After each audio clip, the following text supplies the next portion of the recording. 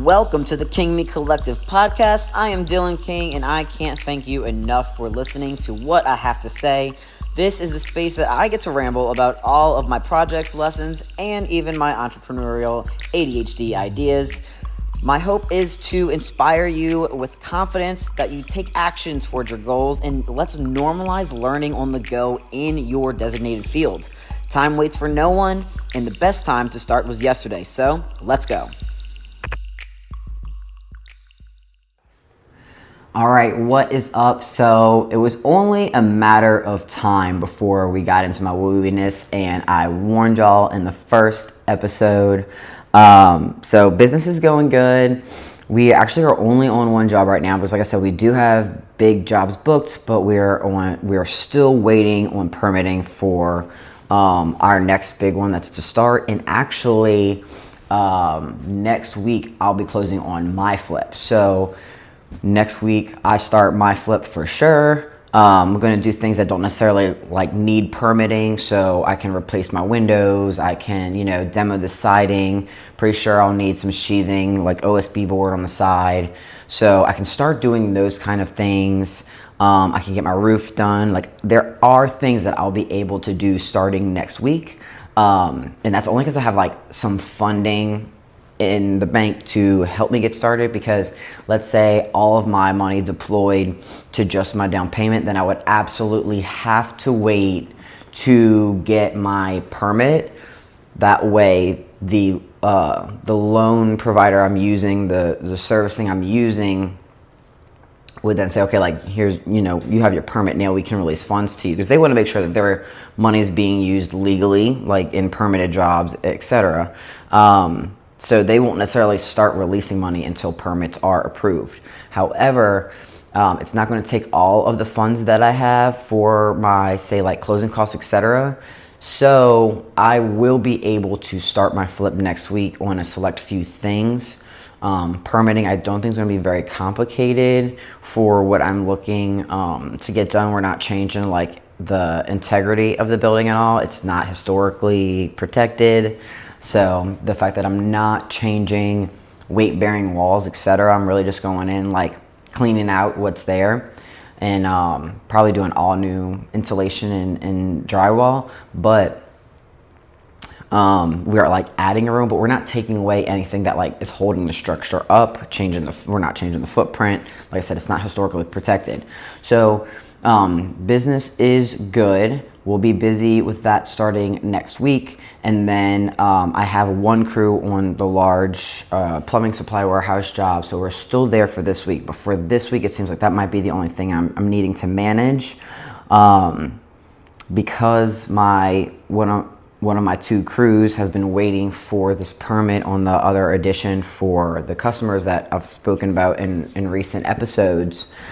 I do have two small jobs that we've been contacted for, so me and him are going to look at one of them today and another one of them on Wednesday. So those are small minor things that we can look at to keep him busy. And we did have I think it was 9 or 10 windows about 4 weeks ago for a return customer. They want their windows replaced because they're the old New Orleans windows where it's just the glass pane. There's no insulation, whatever. They're not even sealed anymore.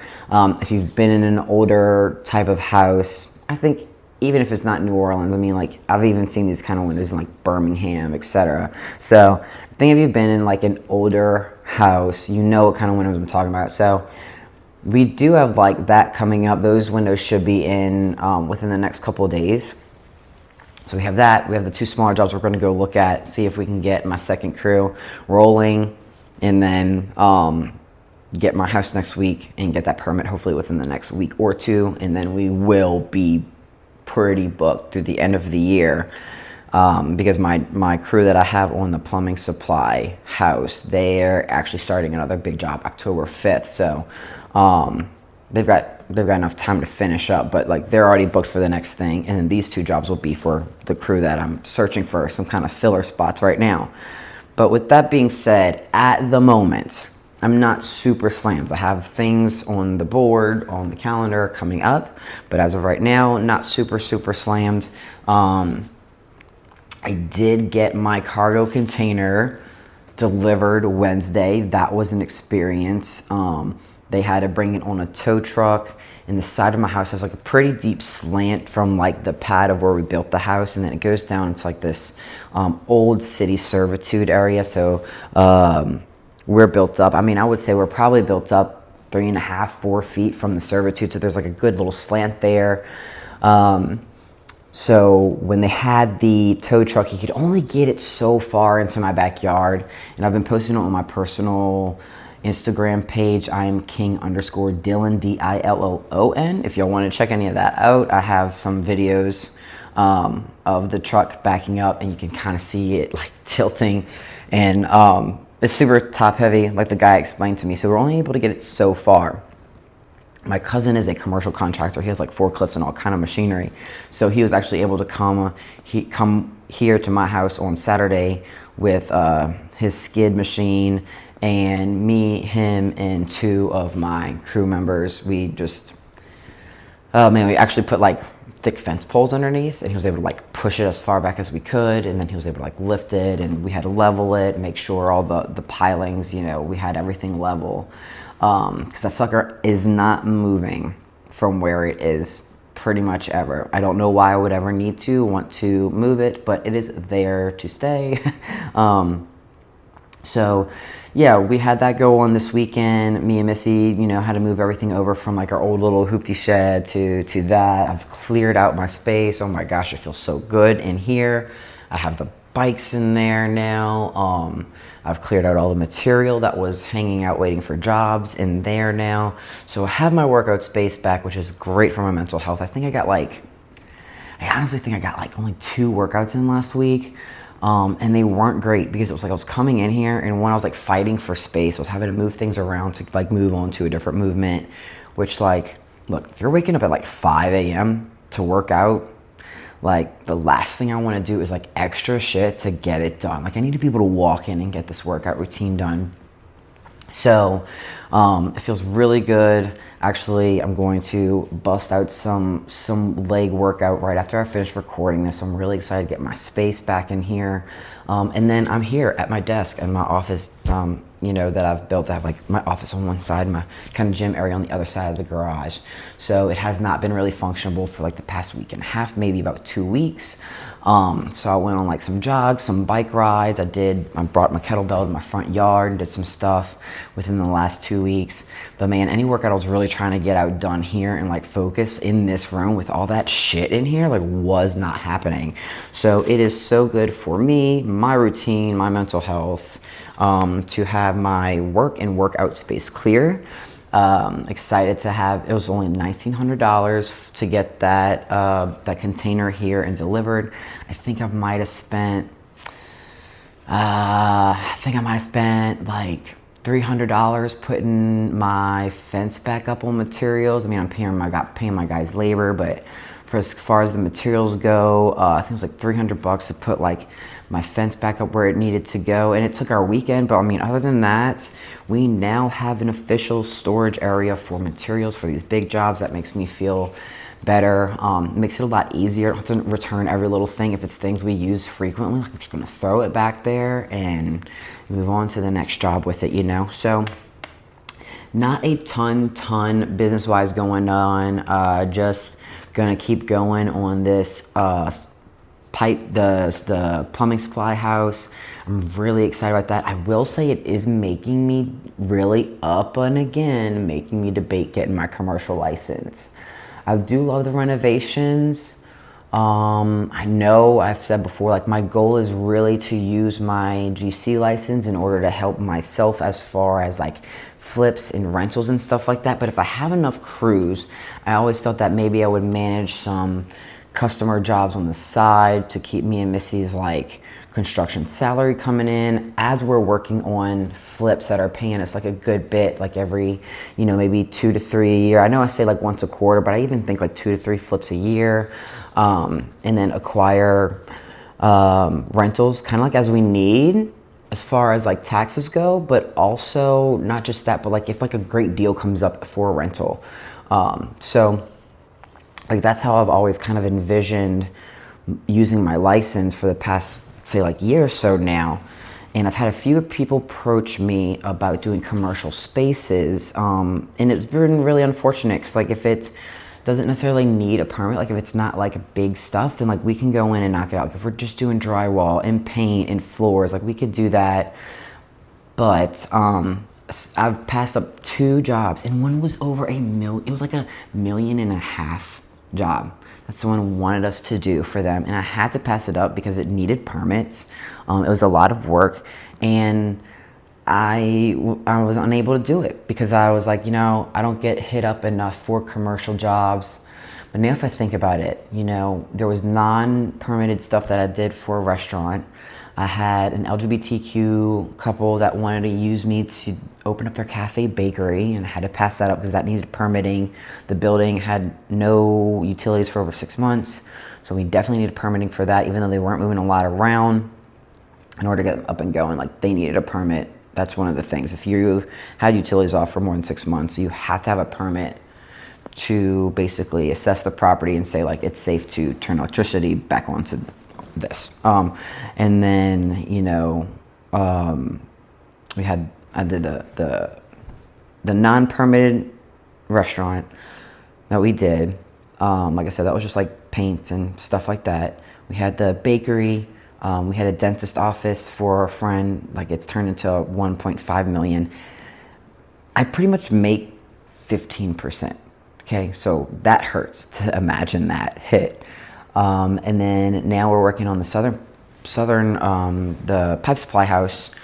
But the thing is, like, that's also not permanent work. Like, we're just taking down drywall and getting out their old, installations. It's been there for like 40 something years, through many storms, through many like water damage. So like, it needed it. It needed fresh insulation. Like, it was damp in there. You could tell the insulation was so bad. There was mold growing in certain areas. But I'm looking at it and it's like, the restaurant we did in this, it is so nice because they are like bigger. They're bigger scopes of work, so they take a little bit more time. So I'm not like, hustling and bustling for this estimate, getting this job done like in a week and a half and like on to the next thing. Like, they take time. So it's like you put that hustle and bustle into the estimate, you get it rolling, and like you kind of get on like a good routine.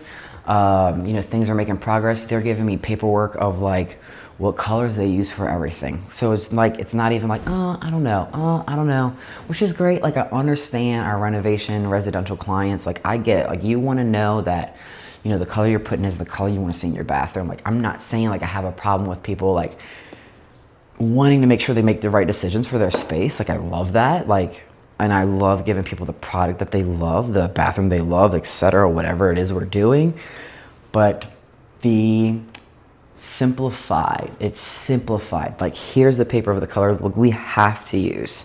They want to add something. They're like, we need a termite treatment. Like, we actually need a full rewire to this whole side of the building. We need a full rewire.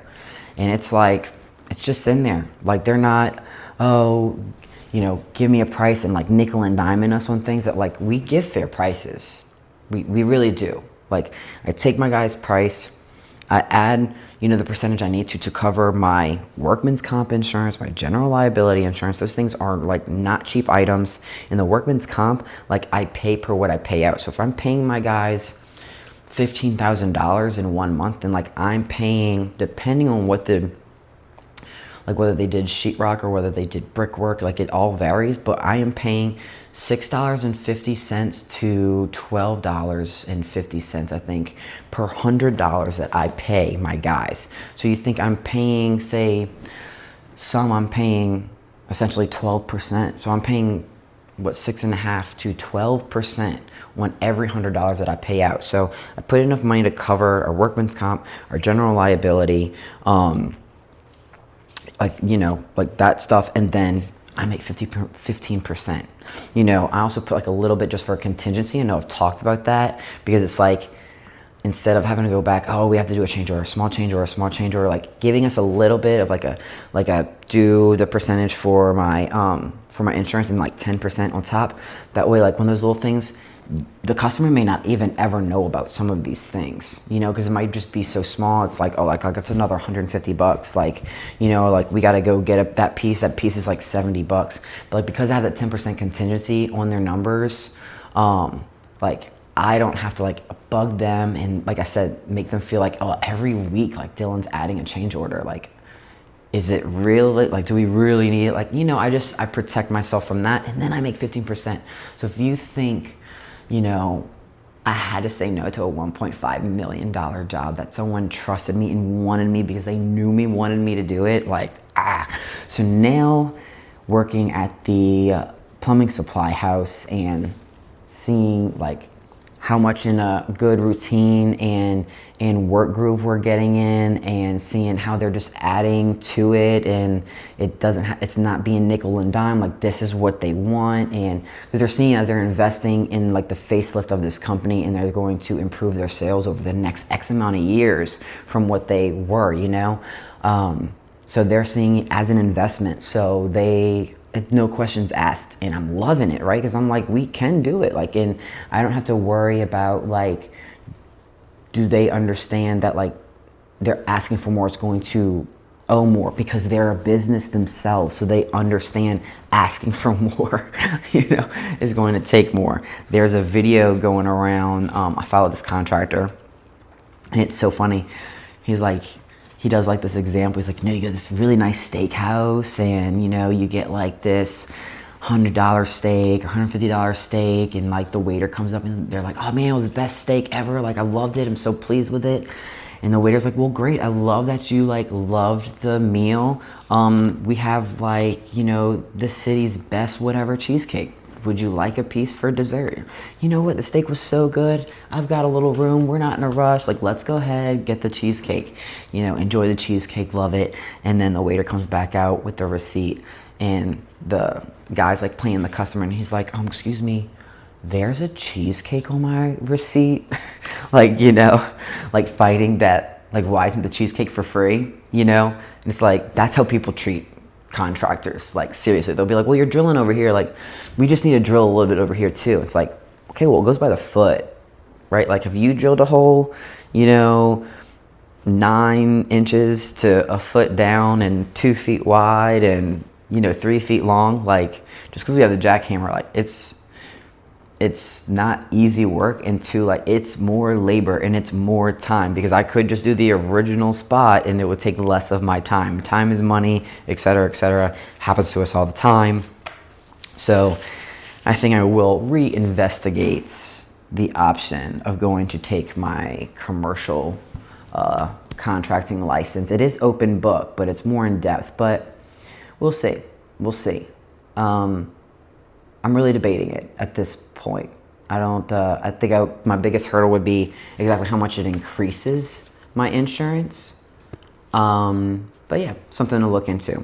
So anyway, back to what I really want to talk about is my woowiness. I have I'm going to be redoing my affirmations probably like within this week. When I get some downtime, some office time, like I said, since this week's not too busy, there are some of my affirmations that it's not that they're not resonating, but I already feel like they're reality that I've accepted. So a lot of my affirmations I've written, they are things that I know, but it's challenging for me to feel that they are real.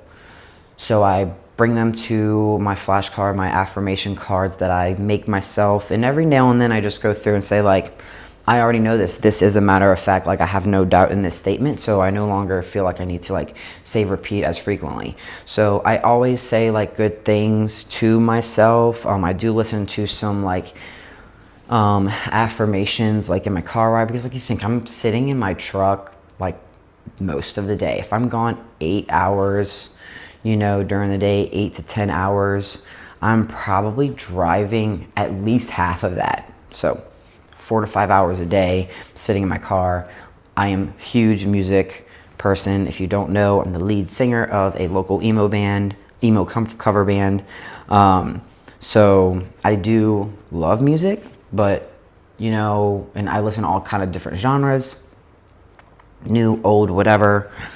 But every now and then I just like can't take the music, so I'll listen to affirmations. So I do say positive things to myself. So I'm not saying when I write new cards and I don't put one down, that I'm not carrying it with me anymore, that I never think those positive thoughts, but it's already ingrained, I think, in my psyche, and I think it's already rewired me into the belief to have the confidence in that statement. So it's not like it just goes away and like I don't ever need that statement or that belief anymore. I'm not sitting here saying trying to convince myself. These are things that I just like need my innate gut to feel are 100% real, you know? So I'm gonna go through a few of them and we can kind of talk about it. And then I also have a new one that I did write at the end of last week. And then I wrote down some notes from my therapist. Remember, I think it was the last episode, I talked about how me and my therapist really helped me figure out whether to say yes to all the jobs, yes to some of the jobs, or no to all of the jobs that we had coming onto our plate, into our opportunity realm. So I have some notes written down from that I'm going to end up using in my next set of affirmation cards that I'm going to write. So I'm not going to go through every statement I have, but just some of them. One is, and you'll see, these are really all into rewiring my mindset about money. You know, when I say I grew up poor, I don't mean like we were never unhoused, but sometimes the electricity wasn't on, you know, and sometimes we were eating like butter noodles with chicken bouillon and watering down the Kool-Aid because like that's what we had, you know.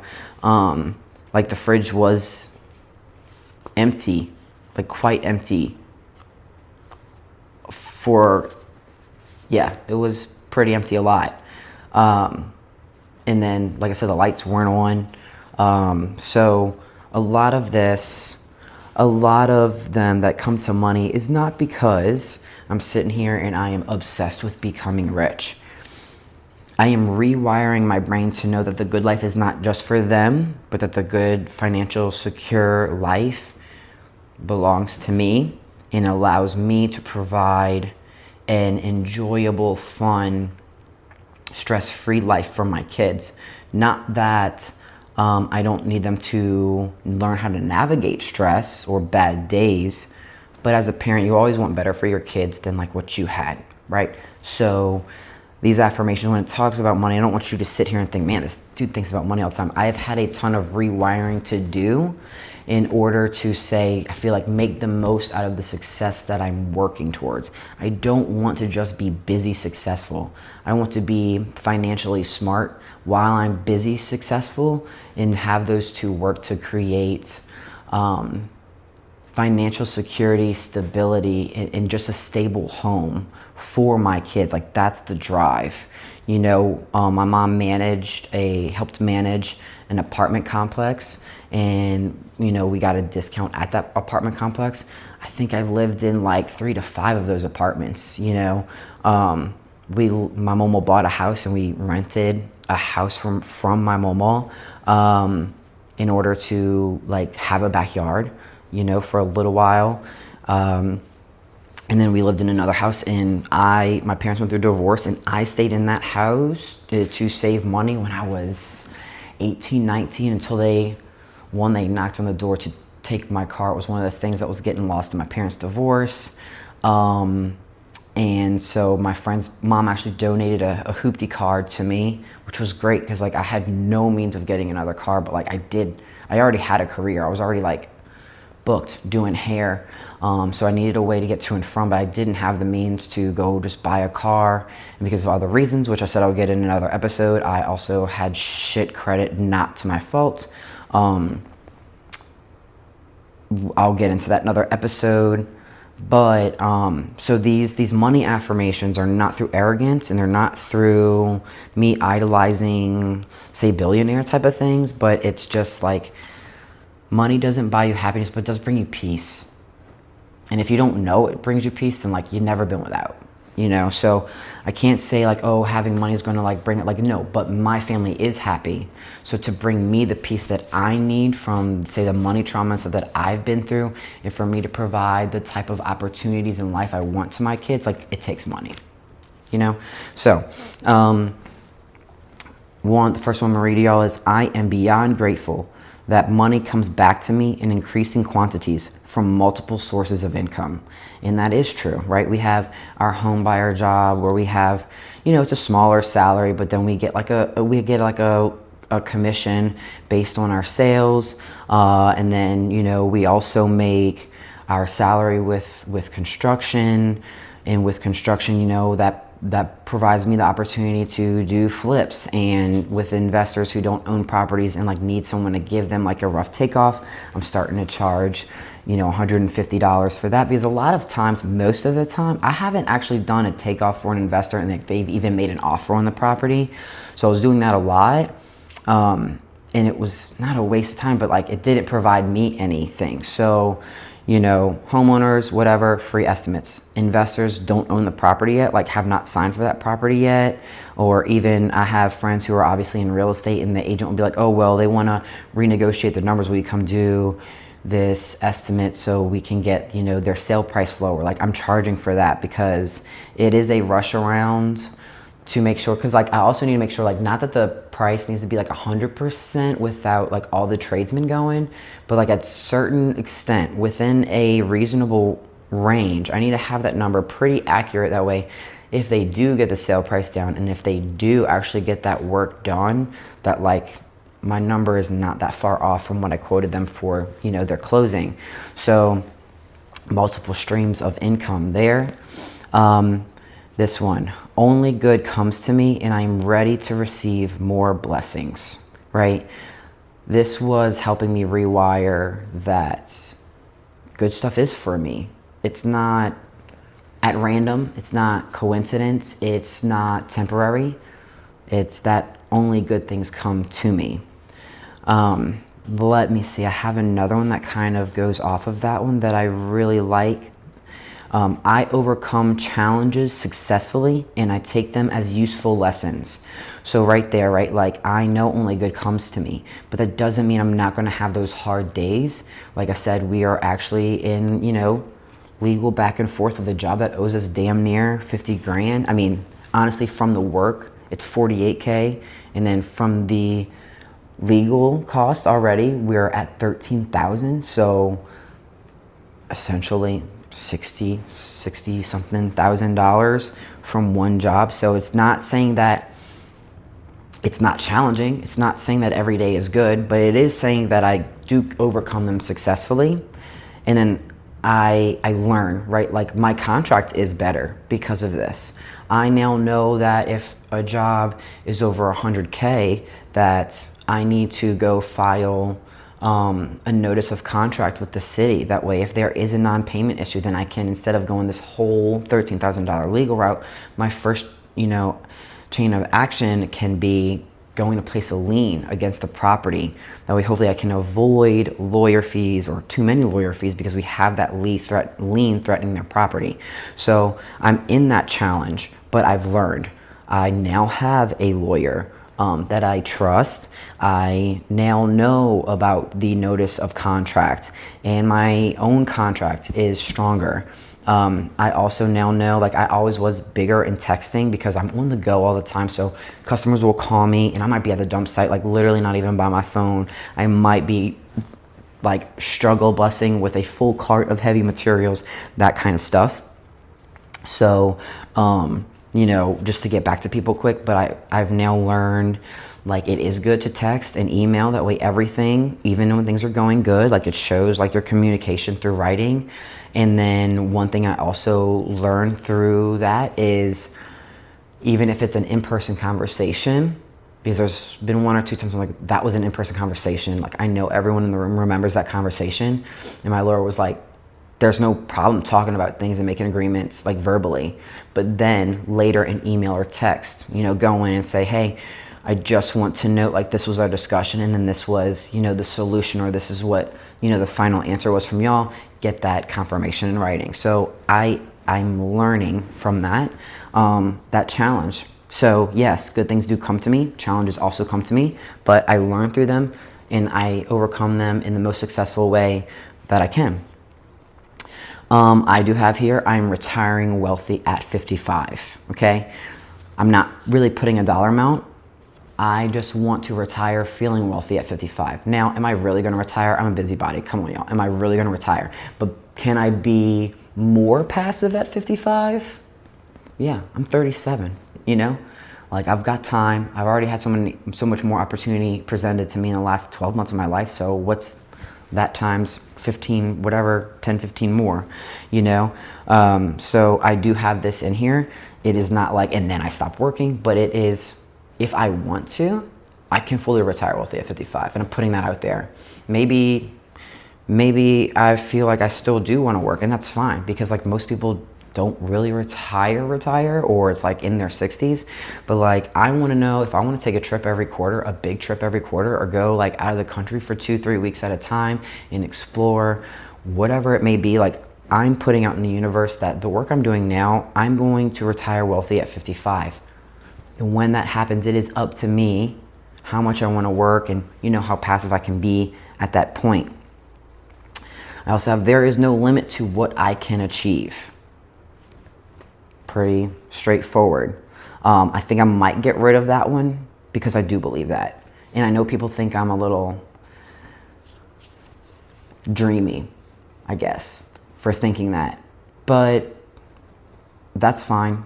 That's their own limiting beliefs, that people can't achieve everything they want. But like, I think it's that thought alone that has them not able to achieve what they want. So to me, I just fully believe this. So you see, like, I fully believe it so much, like, I'm like, of course, like, I can achieve anything I want, you know? Missy's like, oh, you think you're just going to get everything you want? And I'm like, in a reasonable reality, as long as I work for it, like, yeah, like, I'm not saying like everything I want's going to land on my lap, but I mean, I will find a way.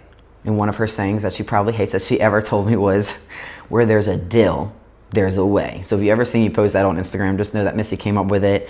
She wishes she would have never told me, because I am riding that. I'm riding that wave. So that's probably going to be one that I don't rewrite on my new ones, just because I fully have that belief.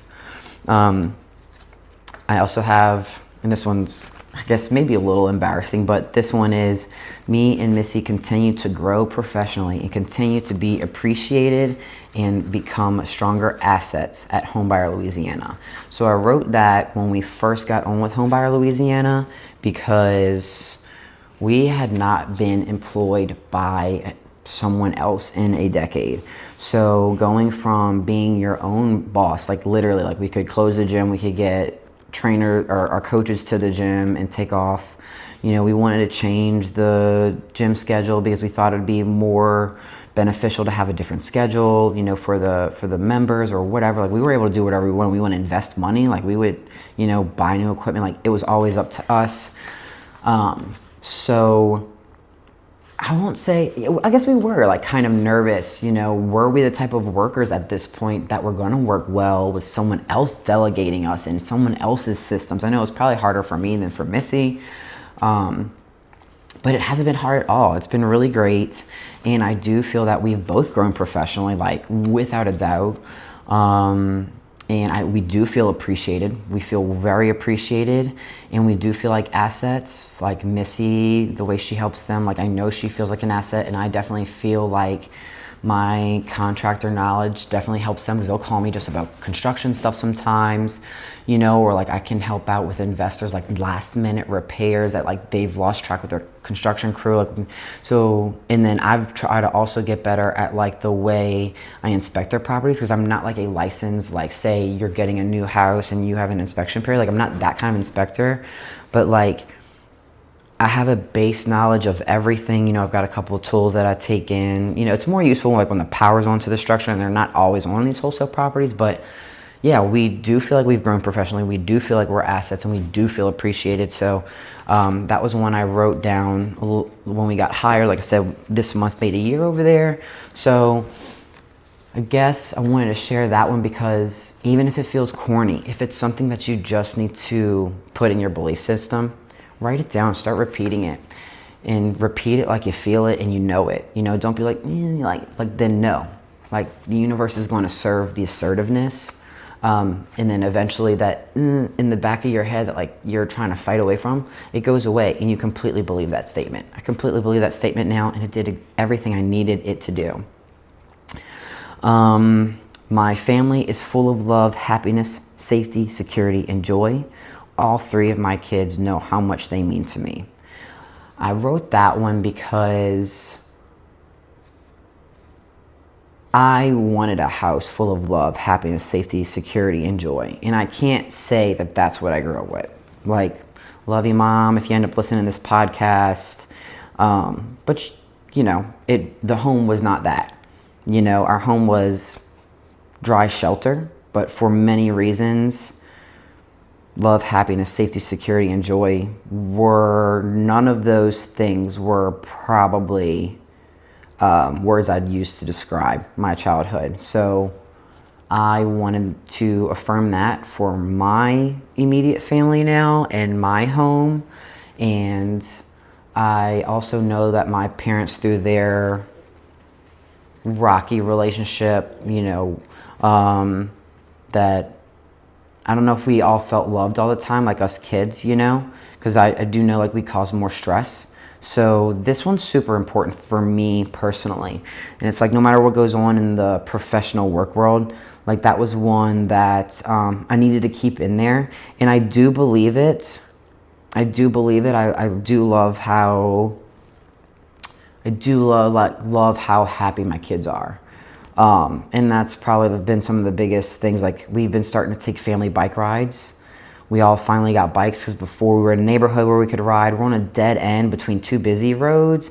So like we can't really ride our bike in our neighborhood. I didn't have a way, but now I have a truck. So we've gotten all of our bikes, and like the kids, we've had to like teach them every summer for the past 3 summers, because like they'll ride like in the parking lot across the street, but then like once school starts and we get busy and like they didn't see us riding, they would stop riding and I have to reteach them every summer. But I went and got a bike for exercise. They've seen me, now I've taught them. So we've been going on bike rides. So I'm going to keep this one in there. I might reword it a little bit, but I just want all my 3 kids to like really know, like no matter how busy I get with work, like how much they do mean to me. And that one's really, really important for me to keep in there in some way, because I do know it and believe it, but I don't see the harm in keeping it, because it's something that I think even my deepest demons still fight, like some of my memories of not feeling some of those things. So it's not necessarily like out of sight, out of mind yet, so I'm going to keep it, probably just reword it. Let's see. Here's a good one that I think has been really good. Debt is just a tool that helps me grow wealth, equity, and net worth, right? Wealth is equity you have. It is like net worth. So maybe that one's a little wordy, but I wanted to make sure no matter which way my brain was thinking that day that I was reading these cards, that I understood that the debt I had was just a tool, right? We used to have like retail debt. I mean, like I said, I've been on my own since I was 16. Like you'd think I've never been in like massive debt, just like keeping my head above the water, like just like barely at the surface, like I've been there, So we don't have retail debt anymore. So, when you're in so much debt because you're just trying to breathe and you're just trying to survive, you're just trying to eat, and like honestly, man, sometimes I did put social outings on cards because like fucking needed some social time sometime, especially in my early 20s, mid 20s. Like that, it was a thing. Like, I mean, can you just work and sulk in your own house for so long? So maybe not the best decisions, but, obviously I pretty much had to learn from my own mistakes. I didn't really like have examples of like, success, financial literacy, like all this stuff. So I needed to change my mindset around debt, because to me, debt was just icky. It was just icky. I didn't want to touch it. I would still love to do everything I can with cash. We're still like not there, but I'm being smart about debt, and I've changed the stigma of debt in my mind. So now this is what I have. Debt is a tool that helps me grow my wealth, equity, and net worth, and it is helping me. I probably will keep that one in there. I think it's very important, and I do know that that is what I'm using debt for at the moment, and I'm being really smart with the risk I take with that. But think just having a reminder in there, because it is such a big part of flips and stuff like that, whether I'm using a hard money lender or whether I do find that like solid money partner that's just ready to roll with me. Either way, it's a debt in some sort. I'm gonna keep that in there. It is exciting to travel and be adventurous with my family. Gonna keep that one in there. I love to travel. I do feel like if I'm home in any sense and like the kids are just chilling on their iPads, that I am definitely like, let me just go grab my computer. I can like make a Canva post for the construction company, or let me just double check, make sure I got like everybody's text, like all that stuff. So I'm going to keep that one in there just to remind myself work-life balance, you know? Okay. Here's another one that might be a little embarrassing. It's more personal for me, but like my affirmations are for my entire life. They're not just like professional. My body is strong and beautiful, and I love my physical image. I've told y'all in the previous episodes, I'm trans, like there's body dysphoria. I was heavier as a kid. I was told how heavy I was as a kid. Was picked on for being heavy as a kid. So I know I'll never see in the mirror what other people see. So I do struggle a lot with my physical shape, and it's getting better, but man, I still have bad days, and weekly. So it's not like, oh, once a month, once every other month, like whatever, or like when I eat something like something bad or whatever, like I do struggle with it. And so I'm definitely going to keep that one in there, because there is some day, and I know it's in my mind, because some days I'll step in front of the mirror and be like, this is the dude I've always wanted to see. Like, this is it. It mostly happens actually in pictures I see of myself that like I'm not the focal point. Like I'll see myself in the background of the picture and I'll be like, man, that dude's in shape. I'm like, man, that's me. Like that kind of stuff. So it's harder to happen like to myself, for myself. But that's one I'm going to keep in there, because like I said, even with my transition, like it gave me confidence to do whatever I wanted to do for myself. But I still struggle there, and I know that like only good things will come like the more confident I get in that.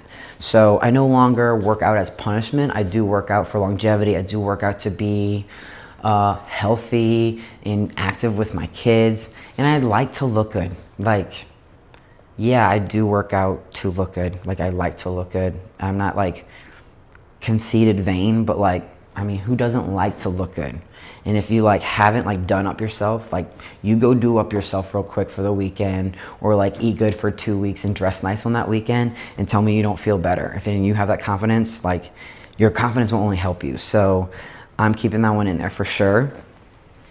Let's see what else I've got here I want to share. I have an immense ability to manifest anything and everything that I desire for me and my family's life. I'll probably take that one out because I 100% believe it. I feel it. And I can kind of tell like when I say it, and it's just like, okay, like how fast can I say the sentence and get through it? That like, it's because like I already know it. You know, I'm not like, oh yeah, like I'm working on feeling it. That way it's going to come real. Like, no, like I'm reading that sentence and I'm like, I already know. Like I already know it. And there's no dissing that statement in there, because having it in the affirmations is why I feel so strongly confident in that statement. Let's see, another one on money. I no longer stress over finances because I know money comes easily and effortlessly to me. This is one that was still hitting me, even making construction money, because of the ebb and flow of jobs. And for like I think I told y'all, like I really did just raise our prices when we went and got that new like system that helps me build and know market prices that I splurged on, because I raised my prices, but it's really to help cover my business overhead plus my percentage, instead of like just covering my labor and then my percentage, because like any overages that happens that were, say, my fault, like whether it was for like a miscalculation, was coming out of my profit, you know, and I didn't have any money in for my overhead. Like I was just like covering my guys' fees and like my 15%. So like any overage that was my fault, like ate at my percent. So I felt a big ebb and flow. So putting that in there, I'm going to keep that one in there. I may reword it a little bit, I may reword it a little bit. I'm not quite sure how yet, but I'm going to keep it in there because, I feel like I didn't get the system to say, help me with that statement, but I did get the system. Something led me to make the investment to get the system. And I am 4 or 5 jobs in with the new system, and we are producing solid, stable income, job to job, even with, overages, etc. Because like I said, I build in insurance, contingency, and then my percent. So I'm going to keep that in there because I feel like, right, we say these affirmations, we want to believe these good things, but then I feel like what leads us into certain things, like it all comes together. So me saying I no longer stress over finances because I know money comes easily and effortlessly to me, and going through all of these things about like being successful in the field has led me to get this system, led me into learning how to better price for what we do, and has also led me to believe that like my price is worth it. If someone doesn't want to pay me the 15%, then they can go self-manage that job. They can go find someone else. They can go whatever their solution is going to be by not hiring us or whatever. But like that statement has led me to have my prices increase in a I say meaningful way, but purposeful. Like I'm not just like increasing everybody, say like 50% so I can keep 50%. Like no, but like I learned how to price myself for a business and for my own income, saying that like I'm worth a true 15%, not like whatever's left of 15% after contingencies, etc. That. And this next one is big. This is the first time I ever wrote this down. And I actually got this one from my friend John Lester. He's a coworker for me at Homebuyer. I don't know if he even knows how much when he said this, it hit me. When we first started working for Homebuyer, me, Missy, and him were in the room. And I was there being like, God, like all these investors all around us, all these properties, like, oh my God, what an opportunity to like get to know these people, get to know this industry. And John was talking to Missy, and he's like, well, in these rooms, he's like, Dylan's the asset. And I've literally never been called that. Like, that was such a big moment for me. It still is. It's still, that was big because I always felt like as hard as I've worked, I always felt like the person waiting for a handout. Isn't that weird? Like I've taken care of myself for as long as I can remember. I've worked overtime. I've picked up extra shifts when I did work at salons, etc. I've sleepless nights building my brand. Hard conversations leaving the partners. Hell, stepping into a realm I knew nothing about just to get my GC license. So when John Lester said Dylan's the asset, because he was like, you have money partners, you have lenders, we have the wholesale properties, you have investors, but we need the contractors to get the work done. So he's like, Dylan's the asset, I'm going to keep that one. I feel it, and I'm believing it more. But I don't know if I know it 100% of the time. Like, I'm not, remember I said, like, when I say those, and I'm like, how long does it take to say like this? And I know, like, I'm an asset, like, takes no time at all. But it still hits a feeling, a nerve. So that means to me, like, I still need to tell it to myself. So I'm going to keep that one. John, if you're listening, you'll never know how much that statement turned me around. It made me believe in myself more, or at least value myself more, and drove me, honestly, it gave me more motivation to learn even more about my field, so that was great. I prioritize taking time to travel and make memories with friends and family. When I'm home, I work, I like to travel, even if it's like 3-4 day weekend every now and then. We actually have a couple of trips booked. Like, we're going one last beach trip for Labor Day.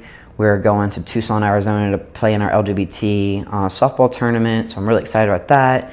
And then me and Missy for Missy's birthday, like next year, like a year from now, going back to Akumal. Mexico. Oh, and my mom's actually also getting married in Mexico in February. We just haven't booked our flights for that yet. But work-life balance, when I'm home, like I said, I'll find a way to work. So being in this makes me just like take off and be in the moment. If it's not burning down, if I'm not in town, I can't fix it. So I leave my guys as prepared as they can to continue to work on the jobs. If they need certain materials, like I can pay over the phone, I can pay online, I can set up an order for them to pick up whatever materials. But as far as like day-to-day stuff, it just takes me out. It almost like gives me like a weekend, like a true weekend, honestly. Like I work at some point through every weekend, so I'm putting that in there, keeping something like that in there because I don't want to forget that work-life balance is just as important for my life. Because like if I'm not, and also I'm going to enjoy the money. I'm not here to, yes, I'm here to become wealthy, but like I want my kids to remember traveling and going to like really cool places. Like my mom brought me and a few of my cousins to Cancun, which is crazy. Cancun for like 2 or 3 years in a row for spring break, okay?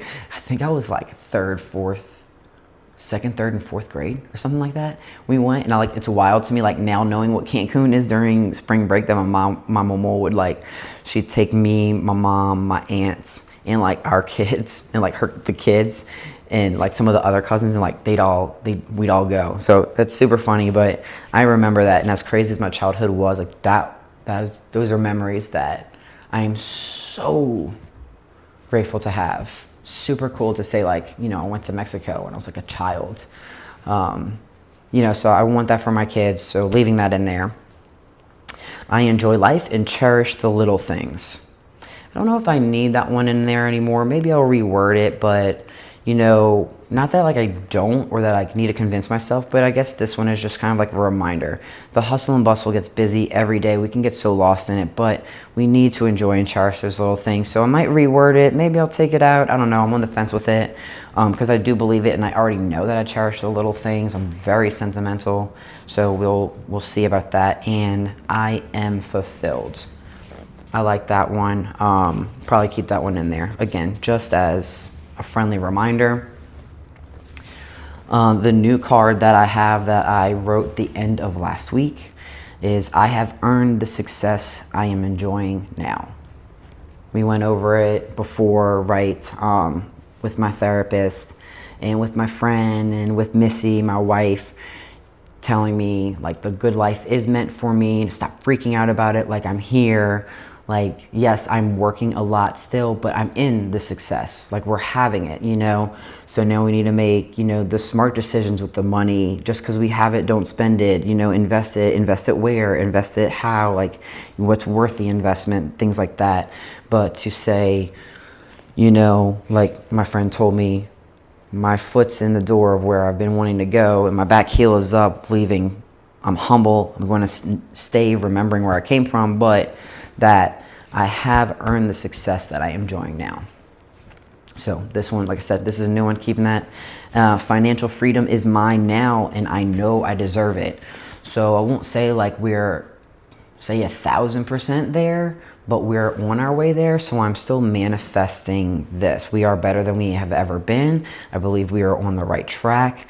I do feel like if something were to happen, like, and we'd have to like come out of pocket for something, or like say maybe not make as good on a deal, but like we'd still make good on the deal. So I feel like even like a setback here is not like a halt or a pause or a fail. I just feel like life is going to eventually happen.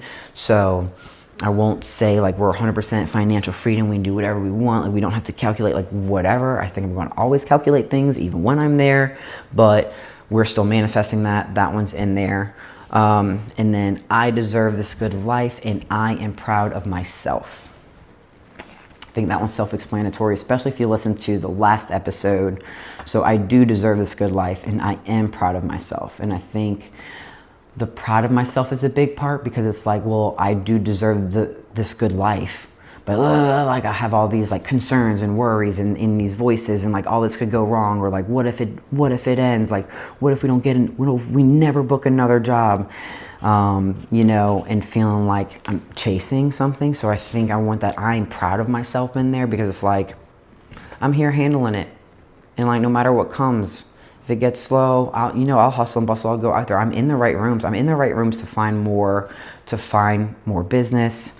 And also, like, I have this, you know, success coming my way. But the fact that I am, one, delegating, two, not doing everything at once, which will lead me into the notes that I came up with my therapist the last time I spoke to them. But that I'm not just like, oh, I have the money to do all the things now. Like, no, okay, we have the money, but like, let's do this, and then we'll get like another check or another job, and then we'll do this, like another check, another job, like then we'll do a little bit of this. So it's not like, oh, let me deplete everything now and then like rebuild from all of it. So proud of myself that it's here, proud of myself that I'm acknowledging that I deserve it, proud of myself that I'm patting myself on the back for the hard work I'm putting in, but also proud of myself because I'm planning to scale properly, timely, and responsibly. So that's a new one.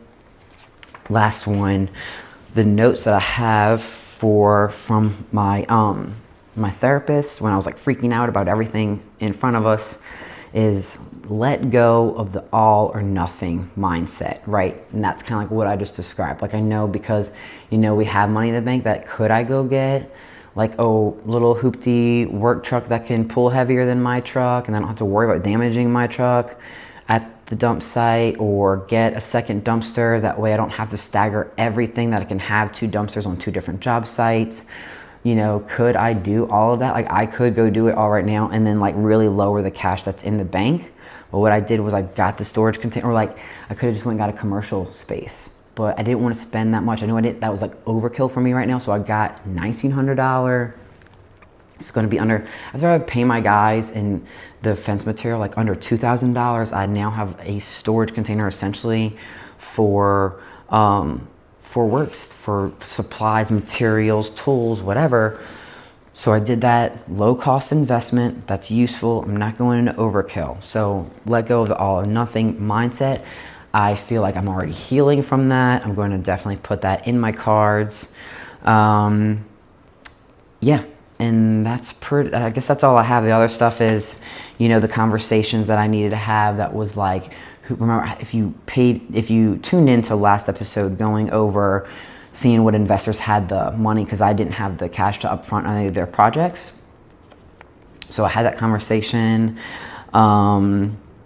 Let's see. Okay, and then there's a second note in here. I need to find a way to phrase this, but it's this kind of trails off of the all or nothing, but it's not this or that.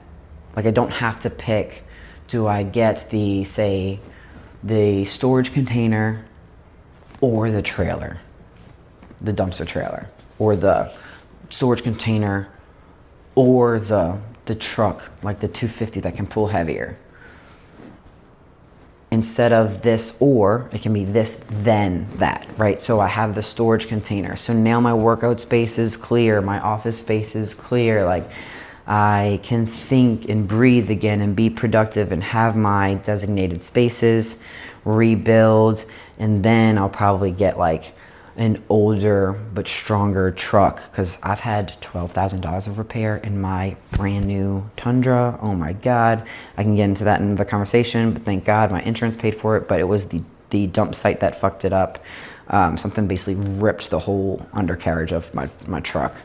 Because these dump sites, they do not care about your property. They're just like, you're gonna park there and empty your truck. Anyway. So getting rid of this or that and leaning into this, then that. Again, that goes right into being more responsible and proud of myself for accepting the success, but being smart with my success. So this was my first Woowy episode. I hope it wasn't too much, and hopefully something resonated. You know, you can definitely take some of these affirmations and turn it into whatever, you know, feels important to your life and your well-being. And as you saw, like, some of mine without context could definitely seem like arrogant, But it's just, we just need the confidence. We need confidence in our everyday lives. And we need confidence in ourselves. And we need to stop relying on others to like pat us on the back and like just believe it for ourselves, so we can walk into those rooms, walk into those spaces, claim our success. And then family stuff, because work-life balance is just as important as being hella great in your field. You're working towards the success, but don't you want to like enjoy the fruits of your labor with like people you love and care about, enjoy their company? So hope y'all like this episode. Give us a follow. We are KingMe_collective. We are now live at KingMe-collective.com. And then we are the King Me Collective podcast here on YouTube. Share us if this episode resonated, like, subscribe, whatever, or don't, but I'll talk to y'all next week either way. Gratitude is where everything begins, so thank you again for thinking what I have to say is worthy of your time. If you'd like to find out more about what I do and keep up with what we have going on, find me at KingMe_collective on Instagram, TikTok, YouTube, and Facebook. I am Dylan King, your host and owner of D&M King General Contractor LLC, serving the New Orleans metro area. If you found something I said useful, like, subscribe, share, comment, or don't. Either way, take care until next week and go get it.